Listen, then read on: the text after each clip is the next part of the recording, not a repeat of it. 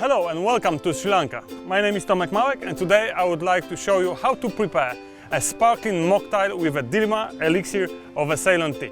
We start from adding the ice.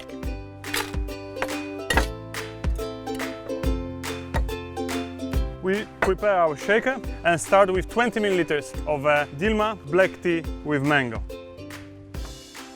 Then we add 40 milliliters of mango puree. Add 1 lime.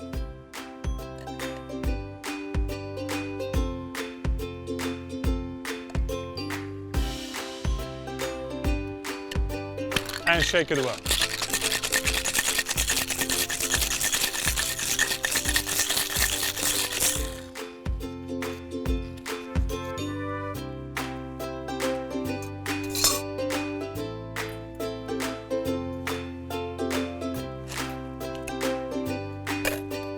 Then we top it with a sparkling water.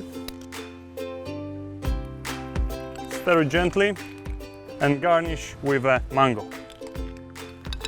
Dilmah Elixir of a Ceylon tea is an ethical product, as a percentage of its profit helps children, men and women of the MJF charitable foundation, as well as supporting Dilmah conservation. Give it a try.